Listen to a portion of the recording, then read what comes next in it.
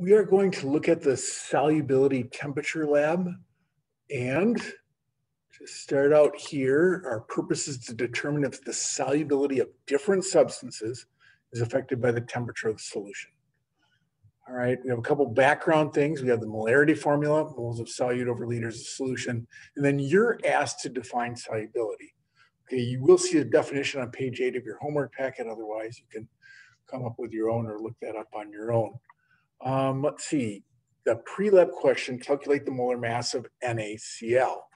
So we'll look on your periodic table, find the molar mass of Na, find the molar mass of Cl, and then you're asked to find the molarity of the NaCl solution. Now, if you go down to steps 1 through 5, you're going to find out you use 3 grams of NaCl. You'll have to convert that to moles through the molar mass.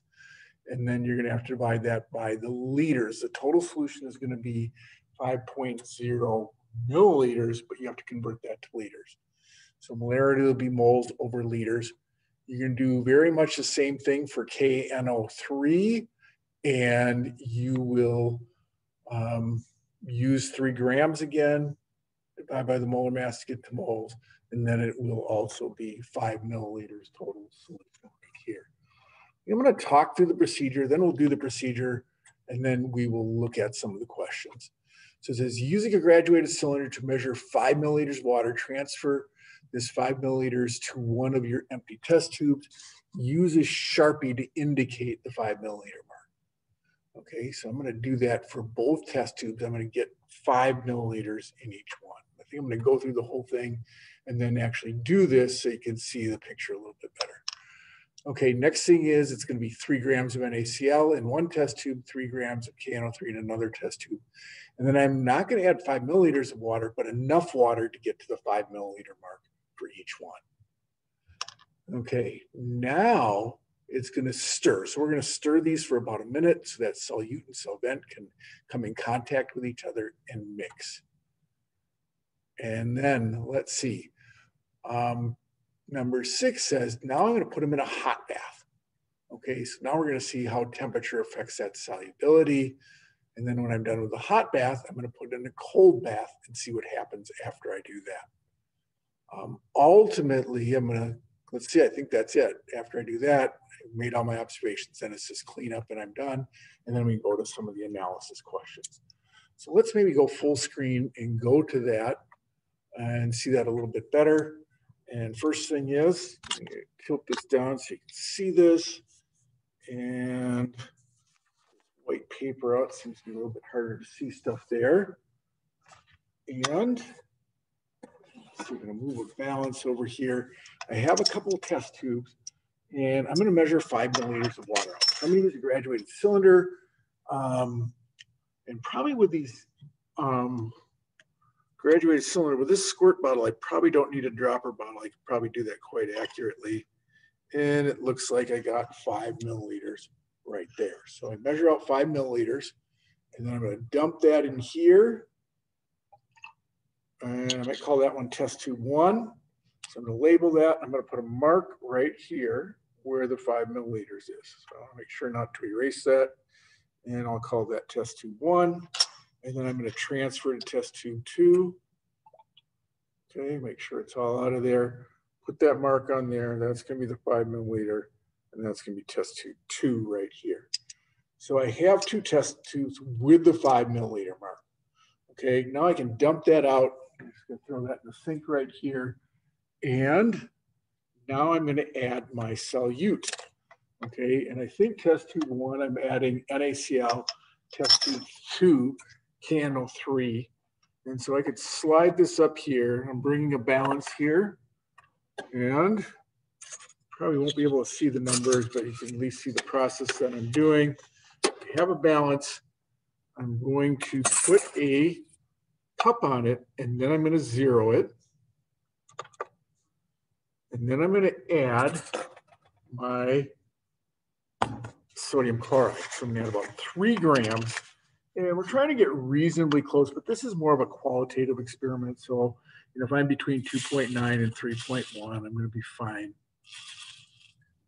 It's not really a measuring type. We want to get a certain amount, but it's not big into the measurements. We're not doing any calculations here.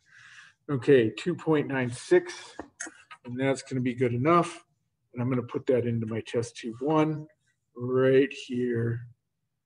And I think I'm just going to put my cup down like this and then get that in there. Okay, I might give a funnel for if you're doing that. Now I'm going to put that cup away, and then I'm going to go to another one. I guess I could squirt it down and add water up to the 5 milliliter mark. So I'm adding water. Whoops, can't see that right there. And I realized I was probably hiding this. And now I'm adding up water to the 5 milliliter mark, where I put that in here. And then I'm going to stir it in a moment, but I'm going to get my other solution. So I'm going to put this over to the side right here. Maybe you can still see it. And let's see, let's make our other solution.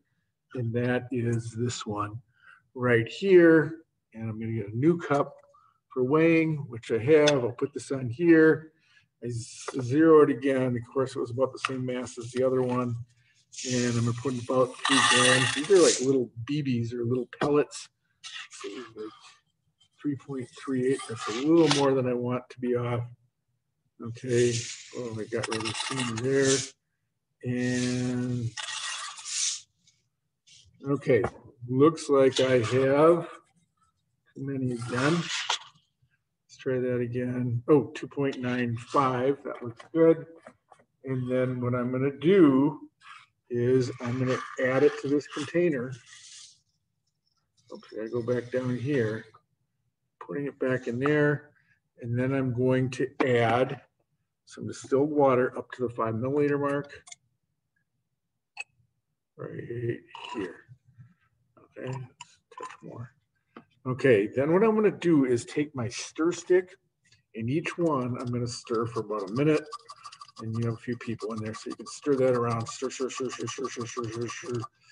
and kind of keep mixing and turning. You can kind of rotate this thing and do that. And I'm going to be doing the same thing with the other one, and you'll have like partners can be working on this, and one person can be stirring one, and one can be stirring the other. So you give them a good minute of stirring. I'm not going to do that whole thing, but I'm going to stir for a minute. And if you look at this, they probably won't dissolve completely. Okay, this one looks like there's a lot of solid left on the bottom.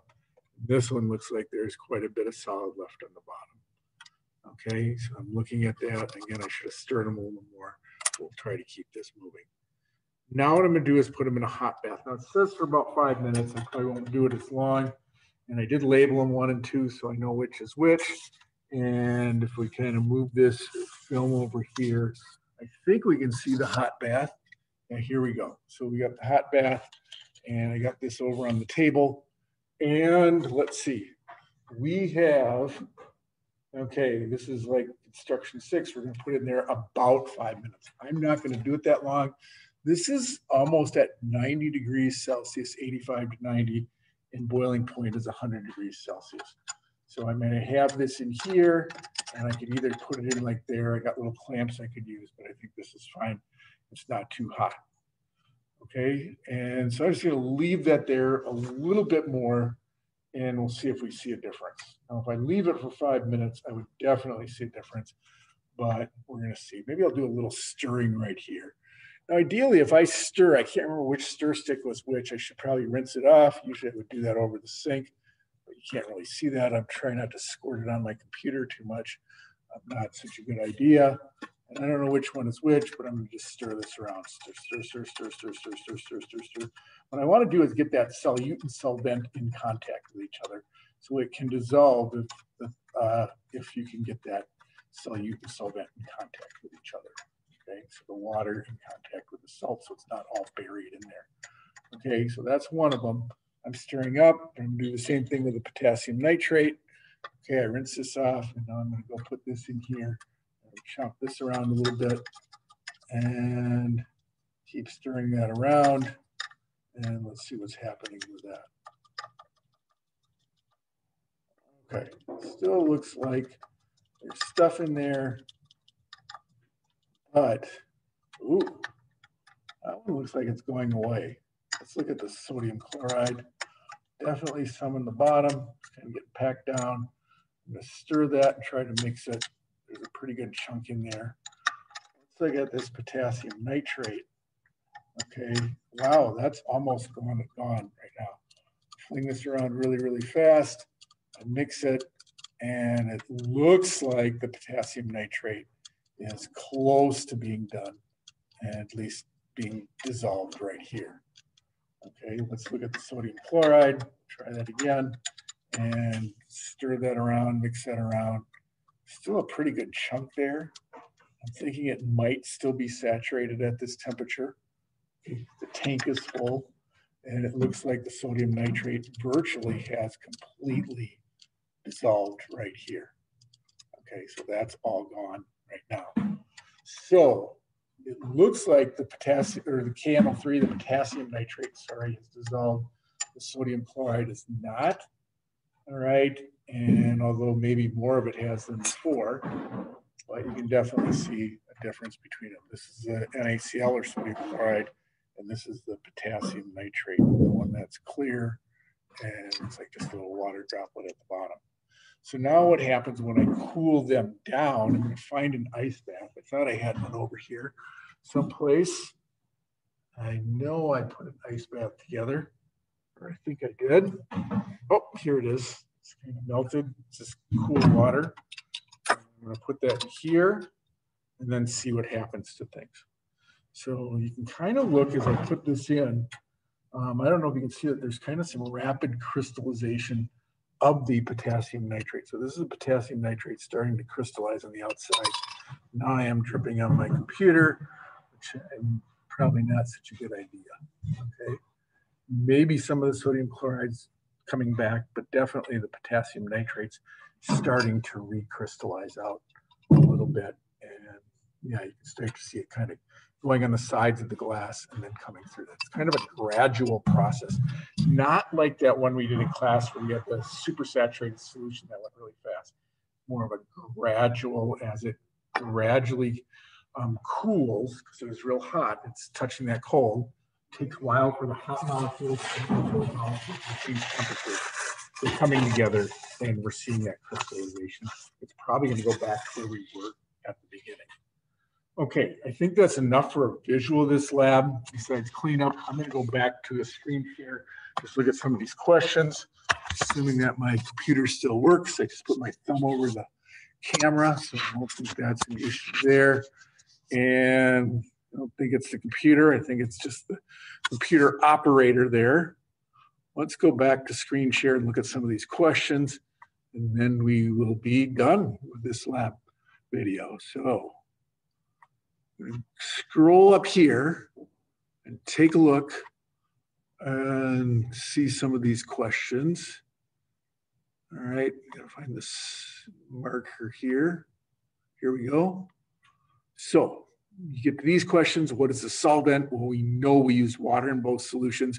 What's the solute in test tube 1? Well, that's NaCl. You should be able to know the name of the formula, or the name. I gave it about a number of times during the video. Same thing for the KNO3. You should be able to come up with the name for that.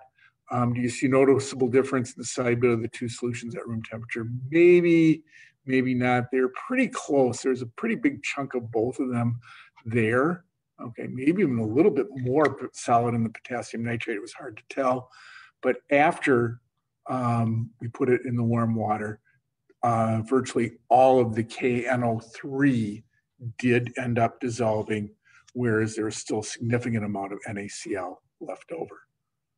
All right, as you cool it, yes, it does crystallize back out. You can probably grab that and show that right now. It's been a little bit of time, and it's still in the process of cooling, but you might be able to see these two. This is the sodium chloride. And then notice it's kind of starting on the sides of the glass, because that's where the cold meets the hot, and that's where it's the coolest. So that's where you get that crystallizing first. Kind of like almost when you get frost on your windshield when water vapor comes out of the air. Okay, on which chemicals of solubility did the temperature have a greater effect? Well, it seemed to be I think you can probably predict which one was affected more by the temperature change, the one that essentially dissolved and came back. Shaking, stirring, crushing substance. Why does it dissolve faster? Think about the contacting of this solute and solvent. And why does adding heat help a substance dissolve faster? Think about the speed of the molecules. When you heat something up, they move faster. Will that help them, like the solute and solvent, come in contact with each other? So those are just some hints for those questions. You can certainly ask me about that. So that is the solubility temperature lab, and hopefully that helps. And let me know what questions you have. Thanks for watching.